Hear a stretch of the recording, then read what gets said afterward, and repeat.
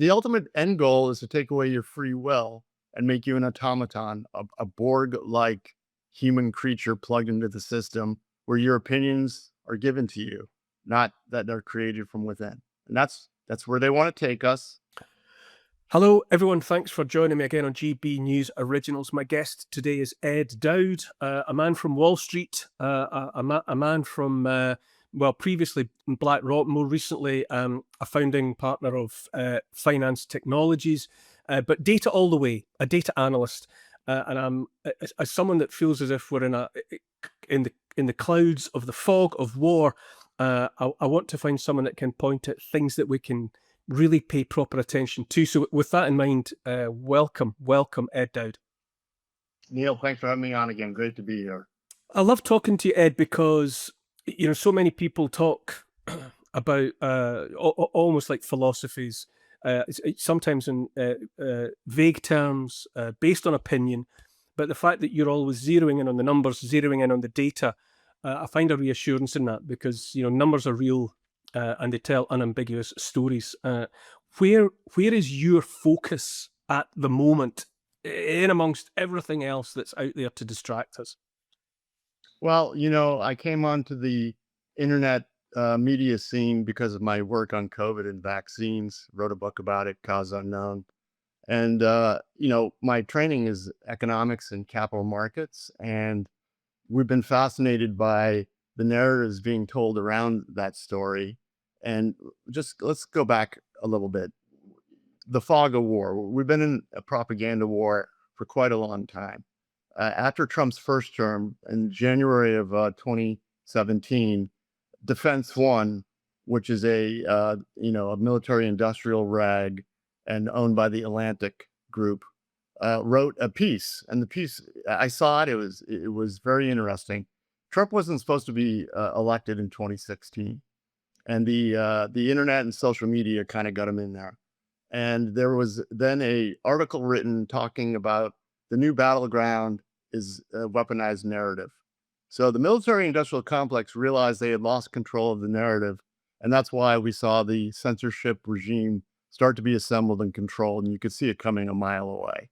Um, so the globalists understand narratives and storytelling.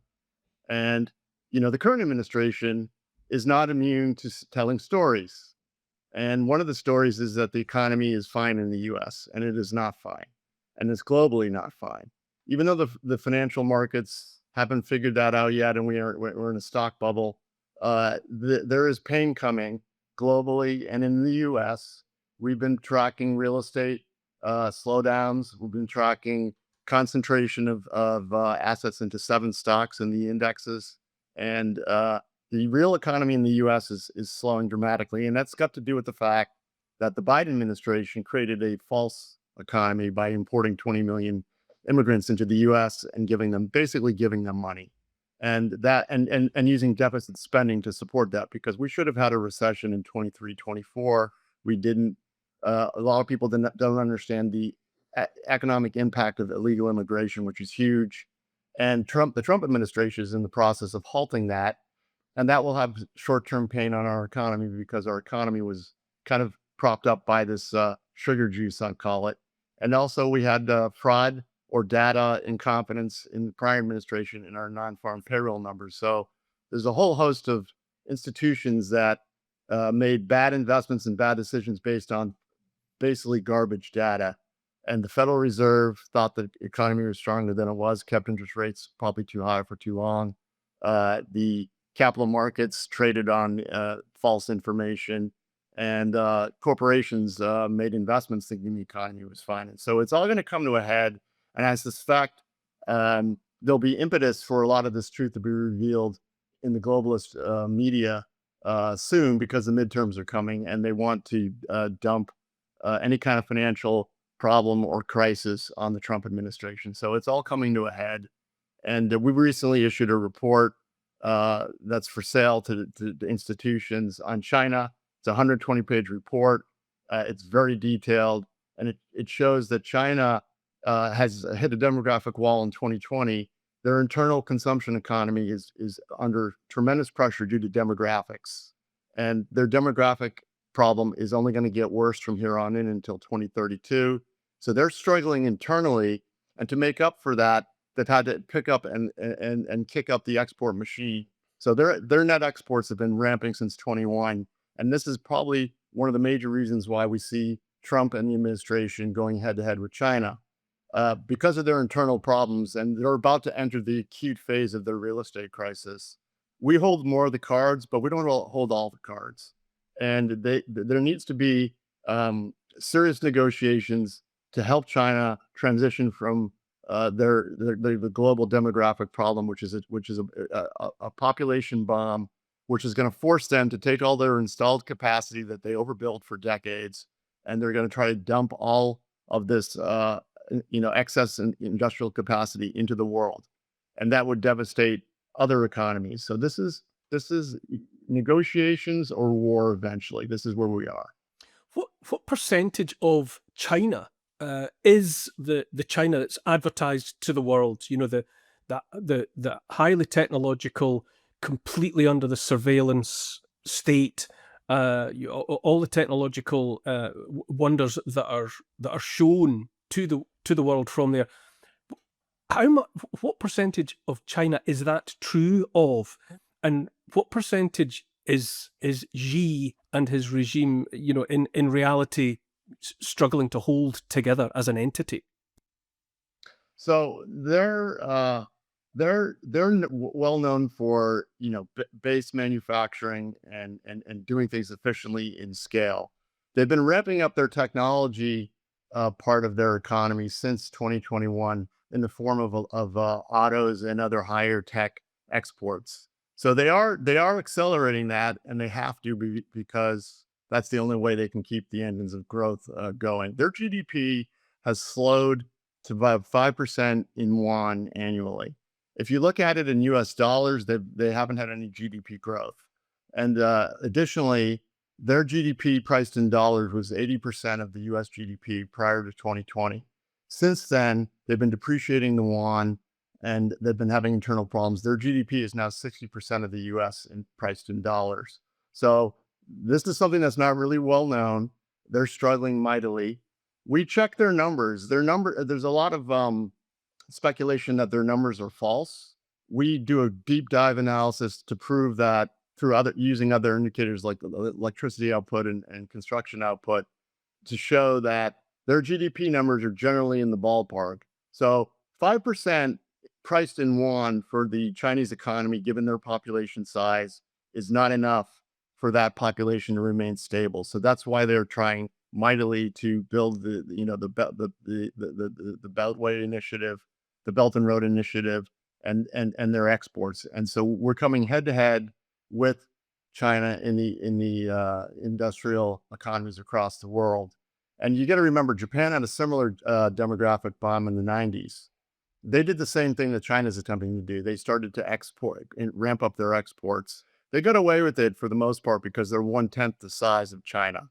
China is so big that it affects every global partner in the world. So this is a big problem. Xi, and his people are aware of this, and they're putting up, that to save face, they're using the rare earth minerals and all these other things to get people frightened. But honestly, rare earth minerals, within 6 to 12 months, we could source them out in other places. I think it's kind of a headline canard. China has serious problems. We have more cards than them, but we don't hold all of the cards. So this needs to be serious, negotiations in good faith to prevent, what eventually will be what China will have to do is to find a scapegoat internally to keep their population cohesive, and that's usually war. We're living in a time of what feels like pretty significant social change, and it makes us question things that we've even taken for granted for decades. And one of those at the moment that people are wondering about is actually money. Is the money in your bank account safe? Should you be investing elsewhere? Are we looking at a potential global crash? What will it mean for your savings? Is there a way that you could be using your money that might be outside of government control even? Well, TallyMoney is potentially one solution. So I'm delighted to say that I'm joined today by the CEO and founder of TallyMoney, Cameron Parry. What is TallyMoney? Well, at TallyMoney, you basically get gold you can spend. So we give people an individual account in their name, everyday account. They get a sort code, an account number. They use that account just like they would pounds from their bank, but it's milligrams of gold that we brand as Tally. Okay. Why would you do that, though? What is the benefit to the customer instead of just having a normal pound sterling account? Gold's performance against the pound is above 11% per annum over the last 25 years on average. But we still need money in our daily lives, and we have savings. We know that it's good common sense and prudent to save up for things, not just living credit. You know, whether it's a holiday or a rainy day, your retirement planning, you need to have money in your life, basically, that you can rely on, that's dependable, that nobody meddles with, that nobody can weaponize against you, which is another element of government control when it's the government currency, which we could talk about another time. And it should be pretty simple and straightforward, and that's what we deliver at Tally. And really, we just want people to feel safe and happy with their money. There was a time when the bigger your bank balance, the more confident you felt. Now it's like, I need to do something with it. I can't leave it there. In Tally, you can. Okay, brilliant. Cameron Parry from TallyMoney, thank you so much. Thank you, Bev.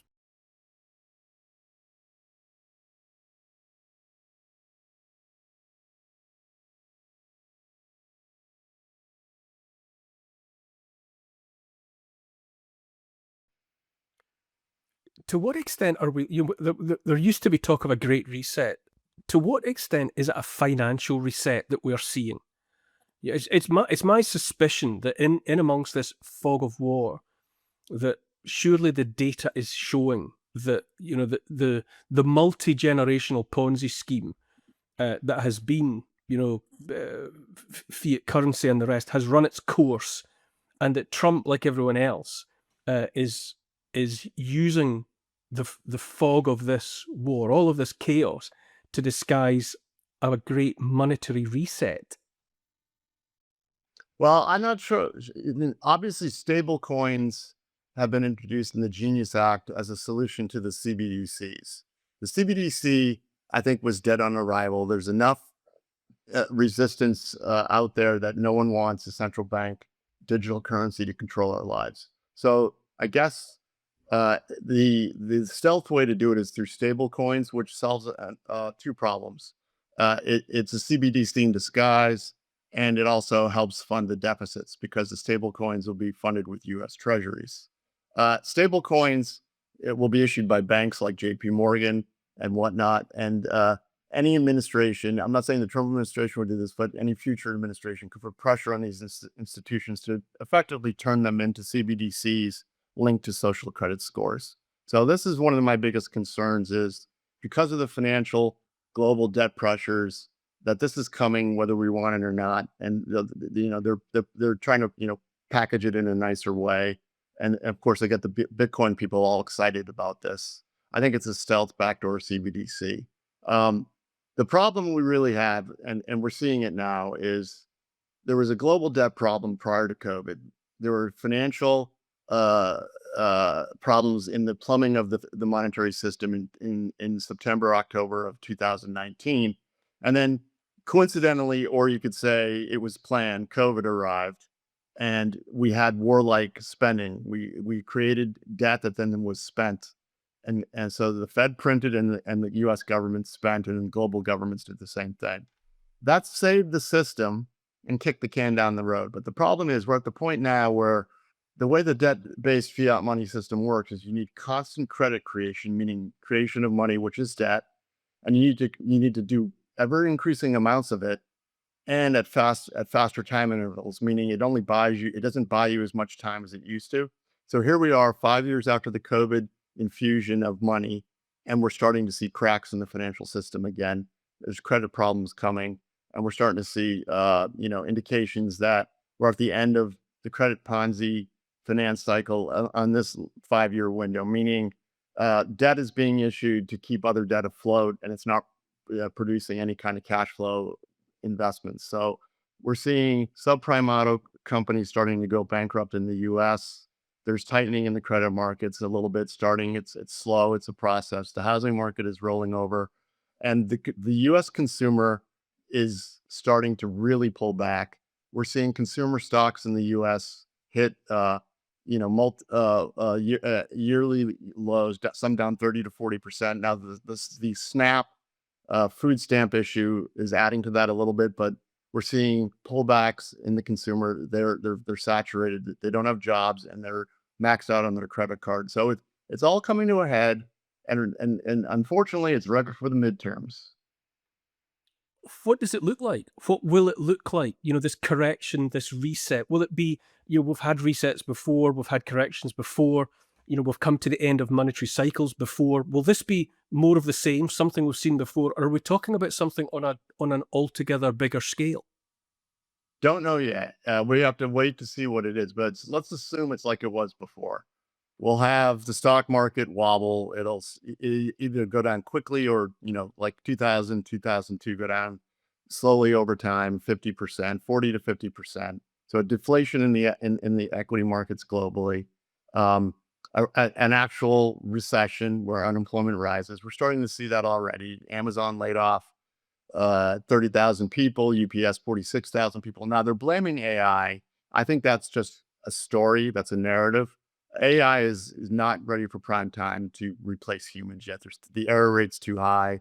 There was a study by at MIT saying that so far the pilots done by corporations on AI are yielding zero return. So AI is going to be a big deal. It's not ready yet. It's just like the .com boom. Same thing. The internet's a real thing, but it's not ready for prime time. And we're in the hype phase of every new technology. Same thing happened with railroads. Same thing happened in the roaring 20s with radio. There's a lot of excitement and speculation and overbuilding, and then a subsequent hangover that causes a financial problem. So AI is real, but it's not the cause of the layoffs. The cause of the layoffs is the actual real economies around the globe rolling over, and China having a demographic problem on top of that. What do you make of what Donald Trump is saying and doing about Argentina, saying and doing about Venezuela? How much significance should we read into that, or is that more distraction, or is it a key plank of what his regime has in mind? Well, if you peel back the onion, what I find interesting about Venezuela and then South Korea raised their hand and said they wanted a similar deal like Argentina. And I asked myself, no, that's interesting. Why? And then did some research. Venezuela and South Korea, their largest trading partner on an absolute dollar basis, not net trade, is China. So Venezuela has Argentina is strategic in that they have a new new president, new leader who is doing the the task of downsizing the government and trying to restructure the economy. China is in an economic turmoil, so I suspect the helping of Venezuela, in addition to maybe helping out some hedge funds on Wall Street because they bought the bonds, there's some of that going on too, is a strategic geopolitical move to make sure that Argentina remains viable and our ally. Venezuela, honestly, I'm very cynical. Venezuela is about oil, and China is heavily embedded in Venezuela and with soft power. They're in our hemisphere, so it's a two-pronged attack and I think the drug stuff is a canard. They're looking to do regime change to get China out of there and to get control over the oil. I'm just cynical that way. I don't believe that it's about fentanyl. What does that tell us about Donald Trump? You're campaigning as a peace president, as they always do. Make America great again. Make America healthy again. All of that rhetoric. When we watch, what's unfolded, continues to unfold in Ukraine, what we watch in terms of the influence that the Netanyahu regime has on American on American foreign policy. Do you still do you still believe in Donald Trump and MAGA, or has it fallen away and been revealed as just a mirage? Well, there was the campaign declarations, and all campaigns, when they get into power, meet head on with reality. And one of the realities is the Trump administration, clearly, in my humble opinion, is not in full control of the bureaucracy. They're still they're better attuned to the problems than they were in the first administration, but they don't control the bureaucracy as much as we would like. There's a lot of deep state embedded ticks giving them bad information. But however, having said that, Donald Trump, I believe, is a peace president when it comes to wars that don't benefit the country. And the Venezuelan situation is, I think, more pragmatic. It's about oil. And unfortunately, that obviously makes the MAGA peace president moniker a little harder to defend and justify. So unfortunately, Trump, I think, and MAGA did intend for this to be the case. But once you get into power, things change. And I think there's more of a geopolitical pragmatism rather than useless wars to profit friends. I'd like to come back to to the money, to the monetary reset. Whatever, a year or so ago, the big corporates, Trump, very disparaging of Bitcoin, and all of a sudden, the talk from people like Larry Fink is very different. Has something fundamental changed there, or is it just what is that about? Why no Bitcoin, and suddenly everyone's talking about it being a central plank? Well, I'm very cynical. Bitcoin was originally a technology developed to basically deplatform yourself from the monetary system. And now I think the monetary system has decided, we can use this to fund debt. And that's what stable coins will do. So if JP Morgan issues its own stable coin, what backs it is US Treasury debt. So it's become, unfortunately, a little bit, how should I say, co-opted by the powers that be to continue this crazy Ponzi scheme for a little longer. And what do you make of what's happening with gold and silver? What about the sudden excitement like there was about So the gold and silver. So again, this is all speculation on my part. So Bitcoin's being co-opted to fund debt, but watch what they do, not what they say. The central banks, China, and even the commercial banks are now accumulating physical gold. Why did they do that? Well, quietly, Basel III made gold money again. And what do I mean by that? They made it tier one capital in a bank. So banks can then lend money against it. And lending money against a reserve asset is basically money creation. So gold in 71 or 72, I forget the exact date, under Nixon was, we were taking off the gold standard and gold became a commodity. Gold is becoming money again. And there's a reason for that, because whatever reset's coming, gold will be a part of it. I don't know what that's going to look like. And the chart, I said on record months ago on a couple podcasts that technically gold looked like it was going to 4,000. It was around 3,000 in March of this year. It did go to 4,000. Technically, using my old technical analysis skills, it'll consolidate here for 6 to 12 months. Ultimately, the charts and the technicals suggest, and given the fundamentals that I see going on with gold becoming money again, is that it looks like it wants to go to 10,000 by 2030. So gold and silver will follow, under its own steam eventually. Gold and silver are a part of whatever's coming. And there's all this focus on Bitcoin while, the bankers themselves are accumulating precious metals. And that's kind of all you really need to know, in my humble opinion. Watch what they do, not what they say.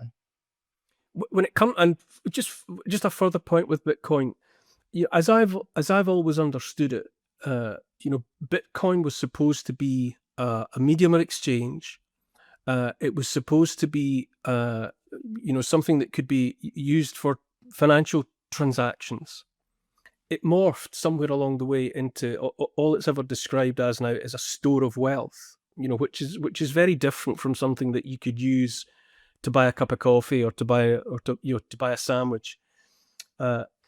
It still seems to me that data is a very valuable commodity, and that a medium of exchange based on the commoditization of data could and should be very useful, especially if the people who create the data, like you and me, any of our data, that we continue to be the owners of that data rather than having to hand it off to a third party.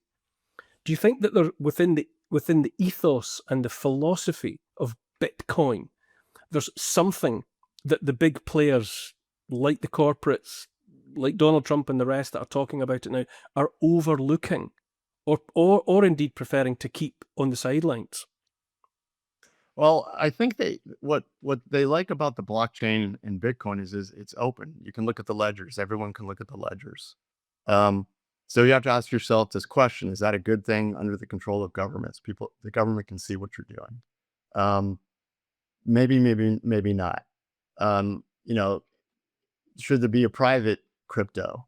There are private cryptos. They're not as popular as Bitcoin. And should maybe governments transact in Bitcoin, transparent mediums, and then the citizens get to use private coins where our information isn't out there for everybody to see. This is a dance that we're going to see going forward. Privacy versus opaqueness, which they will say that hides crimes and drugs and human trafficking. So there's this debate going on. How much do they need to know about us versus how much do we need to keep private? And that's the big question right now. Is like, do we want everything out there to be owned by corporations so then they can then create a social credit score and monitor us? And that's why currently, while cash is still king and available, I, to the best of my ability, try to transact as much as possible using cash rather than on my credit card. We've talked about the US, talked about China. I live in Britain, so I live in Europe. What do you make of the predicament of Western Europe? I wonder, in terms of a monetary reset and everything else that's happening, the extent to which Western Europe, Britain included, is being somehow sacrificed as part of the reset. So Europe has a pension problem. I've talked about this before. There's just not enough money to pay out to everyone's pension system. So the politicians are acutely aware of this, I believe, and that's why you're seeing this focus on going to war with Russia over Ukraine, and that is a distraction to keep them in power, to mobilize the citizens of every country while the pensions don't get paid out and blame it on someone else. But all that, do you think that the bigger picture, the bigger monetary reset, is sacrificing Britain, is sacrificing Western Europe? Because we seem to be a domino more likely to topple than any other at the moment. Yeah, if you look at your immigration problem, you guys were way ahead of us. We really kicked ours into gear under Biden, and it seems to be stopped right now. Since Angela Merkel, Europe has a problem now. They have basically a hostile population that was never integrated, and so you have that issue coupled with the pension issue, coupled with just social chaos. It seems like it's coming to a head in Europe, and that's why we're seeing all these populist movements all over Europe. And then there's, of course, election fraud to keep those people from getting elected. Europe is a mess, and I feel like that's going to be the flashpoint rather than China. China, I think, could eventually be a flashpoint, but Europe is more worrisome than any other spot in the world right now, especially with the Ukraine and Russia situation and the war machine gearing up in Europe. I mean, if I have a friend that studies all this, and the chatter and the talk and the bureaucracy wants to take you to war, it seems to me. I look on at the at the population surrounding me, and I have a heavy sense that or an awareness that people seem somehow to not look well in many ways. I wonder at the extent to which you think we in the West have been damaged by a multi-generational psyop. I started it by talking about the chaos and the distraction. We in Britain seem to go from one, dramatically confected, chaotic event to the next. And there's this background music of the mass and uncontrolled immigration, and all of the economic problems, besides all of the damage that was done to people during lockdown, during the so-called pandemic. I do wonder about multi-generational damage. I wonder how equipped the general population seem to be to cope with what you say is big trouble coming. Well, unfortunately, the work I did on the COVID mRNA vaccines suggests to us there's ongoing damage, medium to even though booster uptake is quite low. Uh, Disabilities in the U.S. continue to rise. We don't have any data because of the government shutdown, but they hit an all-time high in August. They came down a bit in September, but when you and I were talking, last year it was 4 million. Now it's 6 million disabled in the U.S. Additionally, above the prior, baseline 30 million. So we have 36 million people in the U.S. disabled. That's going on in the U.K. We did studies on your PIP system. That continues, and there's stories all the time in the UK about the crisis in the disability system and how the payments out are exploding. So we have a sick and getting sicker population that has been damaged by the vaccine. So it's kind of a softening of the population, whether it was intentional or not. I leave that for your audience and others to decide. But there is a big problem. And people and when you become sick and injured, you become inwardly focused, and your whole family, and then that distracts family members that they can't focus on what they need to. They have to take care of you. So this is going on in the U.S. and Europe and the U.K. The damage that's been done by the products that were pushed into people by the hundreds of millions and by the billions around the world. Yes, you and I have discussed that, but what I'm really getting at is the psyop. We in Britain at the moment, it's very febrile, and it's building. We've just in the last 24, 48 hours, we've had an attack on a passenger train. Someone running amok with a knife. Multiple injuries, and all of the anxiety that an event like that generates in the wider public. There's all of the the racial and religious division that's being stoked by the uncontrolled immigration, which I believe is deliberate. I don't think there's any accident happening there. I think large numbers of new people are being brought into Britain and have already been brought into Western Europe with the intention of changing the demographic, with the intention of changing culture and civilization. People, it feels, have been living for years under pressure, in a pressure cooker situation that for me is being stoked by the very authorities, the very entities that shouldn't allow that to happen. The people are effectively, at the mercy of governments that are operating as occupying powers. I just wonder at the toll that's being taken on people year in and year out and generationally with this constant chaos.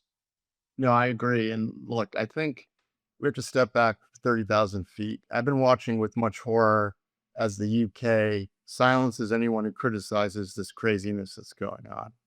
And so you have to ask yourself, are they reacting, or are they doing that on purpose to create a final kind of explosion in the population where they can't take it anymore? And then violence breaks out, and then they have an excuse to clamp down. It seems to me that we're in the end days of this multi-decade psyop, where it's in your face. we've gotten to a point where the immigration population is at a certain point. They're committing in-your-face crimes. They're not being punished. And if you talk about that, you're being punished. There's only one really thing left for the British UK population to do, and that is to revolt. The question is, do they do it violently or peacefully? And I think the hope of the powers that be is that it's violence that gives them an excuse. Why? I ask myself this constantly. Why would the governments, the supposedly elected governments, be stoking this kind of trouble, imposing this kind of constant anxiety on its population? You know, I mean, you say it's to provoke a response so that the clampdown can follow, but what's the end game beyond that? Well, obviously we've all awakened to the fact that there's a supranational group of people that, don't have any allegiance to nationalism, that have a vision of how they want the world to look. And that world is a dumbed down population that are order takers. And I think in the halls of power, the decision has been made that we can't afford the pensions. We have this new technology, AI, that isn't ready for prime time, but it will be, and we have robots coming. So let's kind of quietly and slowly, detonate a decay of the West, and then we offer this solution. It's all driven by money. The governments are broke. They want to retain power, but they can't blame themselves. So they've engineered this control, what they think is going to be controlled chaos. And obviously that's when you're trying to play this kind of global game with all the chess pieces, there's a lot of things that can go wrong for them. And I don't think they've thought this through. And I think COVID was such a screw up on their part that it woke up too many people too quickly. And there are more, we're not a huge amount of people, but before COVID, there was 2 to 3% of the population that was kind of suspicious of everything. I'd call it 10 to 15 now, and that's a huge amount of people. One last question for you, Ed. Do you continue to have faith, or do you have faith in the Trump administration? Do you think that underneath everything else we've been talking about, do you think there's a core that has America's best interests at heart? I think that I'm not a black-pilled person, but I'm also a realist. And historically, when you get to this point of a multi-generational Ponzi scheme that's collapsing, and again, we don't know the timing of that. It could be imminently, or it could be 5, 10 years from now. These kind of decays, and we have a decay in the population's IQ, their health. I'm of the opinion you do what you can and to help the current administration, with the understanding that they may not succeed. So you have to create your own breakaway kind of systems, and that whether that be new foundations, new trading systems, whatever. Everybody needs to kind of think about how they're going to survive as the system decays, and do it anyways. Trying to become as self-sufficient as possible is the way to go. And it's just, it may not be monetarily rewarding, but it's certainly, you don't go in every day hitting yourself for doing things that the system wants you to do. I just say, Ed, that the what the technocracy and the oligarchs have in mind simply won't work because it's anti-human, and that humanity will prevail. It's totally anti-human. Look, the goal is to bring in a technocracy with a social credit score tied to your cash to control you. And then what the ultimate end goal is to take away your free will and make you an automaton, a Borg-like human creature plugged into the system where your opinions are given to you, not that they're created from within. And that's where they want to take us. I don't think it's going to work. There's enough of the population that doesn't like to be told what to do. I'm one of them. You're one of them. We know many. And what's funny is, if I had met you 10 years ago, we may not have agreed on a lot of things, but I'd say today we probably agree on a lot of things, and one of which is the freedom to think for ourselves and debate and have opinions. We may not agree all the time, but we just want that. And the current regime of globalists and technocracy and oligarchs want to take that away from you. It's the age long dilemma of how do the very few control the many. They've had systems to do this for decades. Their wet dream, so to speak, is this technocracy where you really have no option to create a revolution. And if they can stop you from thinking, they've won. But I don't think it's going to happen. No, they plainly haven't stopped us from thinking. They haven't stopped you from thinking. Ed Dowd, we'll catch up again soon. Thank you for your time today. Thank you, Neil.